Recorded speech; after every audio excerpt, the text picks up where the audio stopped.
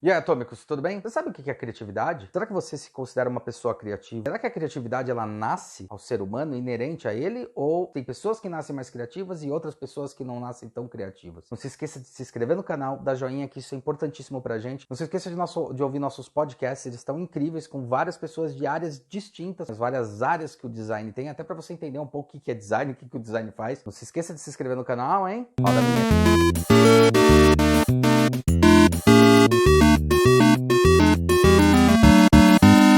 Olá, meu nome é Hulk Janelli, sou professor universitário, design de produto, sócio criativo da Atom Studios, youtuber e podcaster. Essa criatividade, ela não tem a ver com nascer criativo, tem muito mais a ver com exercícios que você faz com a sua mente. Tem a questão da plasticidade do cérebro, da sinapse. Para Edward de Bono, temos que começar a treinar e observar as coisas de maneira lateral. Olhar alguma coisa verticalmente é quando você estuda alguma área e você vai se aprofundando cada vez nessa área.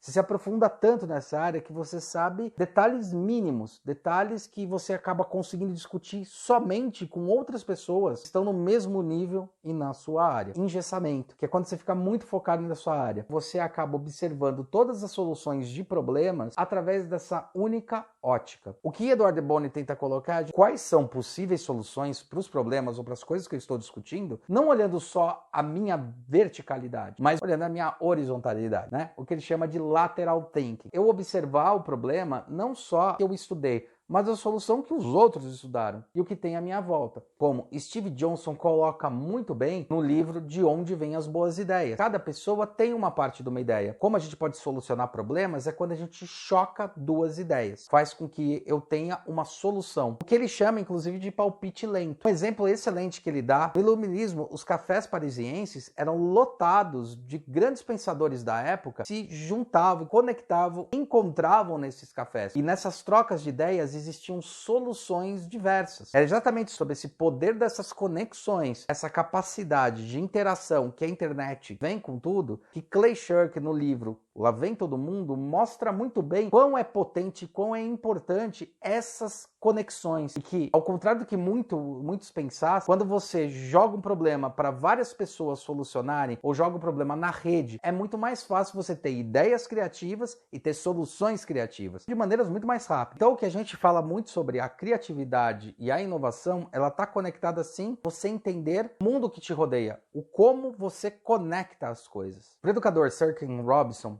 no ótimo filme que eu já citei aqui algumas vezes, Mudando os Paradigmas da Educação, ele fala muito sobre dois tipos de pensamento que são muito importantes a gente entender, que é o pensamento divergente e o pensamento convergente. O pensamento convergente é aquela doutrina que a gente acabou acostumando que qualquer pergunta só tem uma resposta.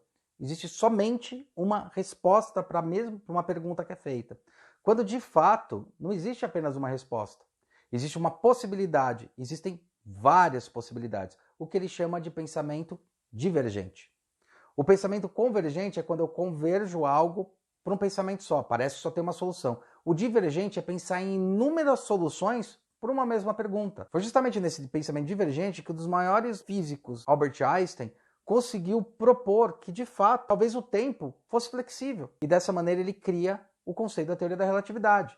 Ele propõe o tempo é flexível, o tempo pode mudar de acordo com a sua aceleração e de acordo com a massa. Essa capacidade de criatividade não está inerente, deste modo, a se a pessoa faz artes ou faz exatas. Ela está em como você observa a problemática e quais são as ferramentas que você permite pesquisar e interpretar para conseguir fazer isso. Mas isso não é uma coisa muito simples. Pega e fala, agora vou ser criativo. A criatividade é um treino, uma capacidade que você faz com o seu cérebro.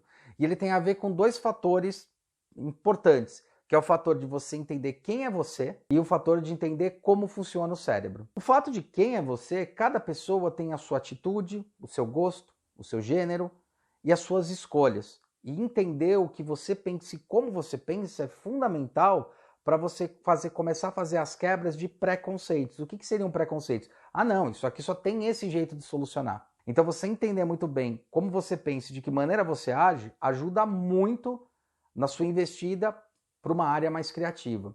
Da mesma forma, entender como o cérebro se comporta de uma maneira fisiológica também é importante. Domenico De Masi explica muito bem isso com o conceito do ócio criativo, o ócio criativo não tem nada a ver com tipo, eu simplesmente vou ficar parado e as coisas vão vir na minha mente. Eu, na verdade, estudei, entendi, fui atrás, investiguei. E nesse momento não adianta você forçar o seu cérebro a, puta, vem, tem que ter uma ideia, tem que ter uma inovação, tem que ter uma ideia, tem que ter uma inovação. O cérebro humano, a fisiologia dele, necessita com que você pare, descanse um pouco, para que você consiga fazer quimicamente as sinapses cerebrais, ou seja, conectar as ideias. É só desta maneira que o cérebro ele consegue guardar memórias de longa duração.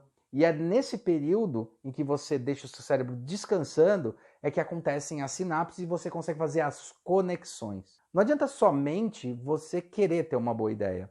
Você tem que provocar isso, estudando várias áreas além da sua própria área, a solução de problemas através de várias outras óticas de solução do mesmo problema ou de problemas muito semelhantes e permitindo com que seu cérebro descanse. Não é por acaso que quando você faz cursinho, quando você vai estudar para uma grande prova, um grande evento, um concurso público, às vezes uma prova do vestibular, ou até a prova do próprio colégio, ou até a solução de um problema para um cliente, puxa, preciso achar uma solução para resolver isso, o que as pessoas mais indicam é, cara, você estudou bastante? Agora é momento de você descansar, antes da prova é bom você descansar, relaxar, dormir bem. Não tem a ver somente com a tranquilidade e com o controle, mas tem a ver com o processo químico neural que acontece dentro do cérebro. Ele precisa desse descanso para poder fixar as coisas, para poder conectar. Qualquer pessoa tem essa capacidade, mas você tem que se permitir e entender qual é o seu tempo. É onde a gente chega sobre entender a nós mesmos. Tem que ter essa questão do estudo, então eu estudo muito, eu vou atrás de referência, vou atrás de entendimento, vejo o briefing do meu cliente, referência, pego outras soluções curiosas, pego até coisa que teoricamente não tem nada a ver com o que eu estou estudando, ou nada a ver com o que eu preciso resolver como solução. Vou lá e não penso nisso no dia seguinte, não penso mais nesse projeto ou nesse cliente no dia seguinte. Eu espero um dia para pensar nisso. Eu estou pensando naquele dia em outro cliente. E essas sinapses acontecem nesse período. Eu preciso de um dia de jornada entre uma coisa e outra. Esse é meu modo operante. Leonard Modlov, que ele escreveu um livro que é chamado Subliminar. Ele estuda através da neurociência, estudada muito fortemente desde o final da década de 90, falando sobre como a mente pensa, como eu percebo o mundo, como o inconsciente percebe as coisas e reage a essas coisas. Como isso é importante sim para as tomadas de decisão e como o cérebro trabalha dessa maneira. Essa questão da criatividade e a questão da inovação não tem a ver simplesmente só com estou pensando em coisas aleatórias. Tem a ver sim com treinamento e com entender o seu cérebro, entender como a máquina do cérebro funciona, que ela precisa de um tempo de resposta, um tempo de respiro para conseguir fazer as sinapses. Mas não vai adiantar nada você fazer sinapses se você não tem quantidade de dados e informações suficientes para que elas ocorram. Então, conversar com várias pessoas, estudar muito, entender seu público, ir atrás de soluções até diferentes daquilo que você está focando, ajuda a aumentar o arcabouço, aumentar a quantidade de possibilidades que você está dando para achar uma solução. O grande amigo, também pensador dessas áreas, o Caio Vassão, fala muito bem sobre as ilhas de cognição. O que são nossas ilhas de cognição? Cada um tem a sua ilha de cognição. É o que você vê, o que você entende, o que você estuda. Quanto mais eu vou aprendendo, quanto mais eu vou pegando informações, eu vou aumentando cada vez mais essa ilha de cognição. A inovação e a criatividade está cercada dentro disso, dentro dessa nossa capacidade de treinar e da habilidade nossa de ir atrás de respostas diferentes para uma mesma pergunta, não importando qual é essa resposta. Não existe o errado. Pensar numa solução é pensar em diversas formas, de diversas maneiras, solucionar aquele problema. E para fechar isso, tem um exemplo ótimo que é do dono da Polaroid.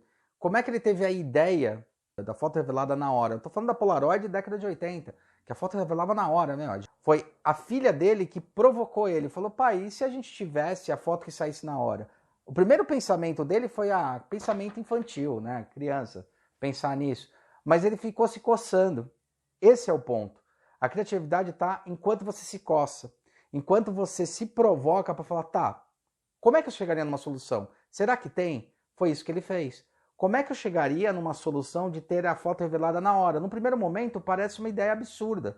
mas ele começou a estudar possibilidades, formas, maneiras de fazer com que a foto se revelasse no momento. Então a inovação e a criatividade, elas estão baseadas justamente nesses pontos de conexão. Quanto mais pontos de conexão eu provoco, quanto mais estudo eu faço, quanto mais possibilidades divergentes eu estudo, maiores são as possibilidades de eu entender, de eu achar uma solução inovadora ou de eu ter uma grande de uma ideia. Só que ao mesmo tempo, quando você para, descansa e deixa o cérebro fazer as sinapses depois de uma forte onda de estudos, análise e pesquisa, você permite que o seu cérebro faça essas conexões.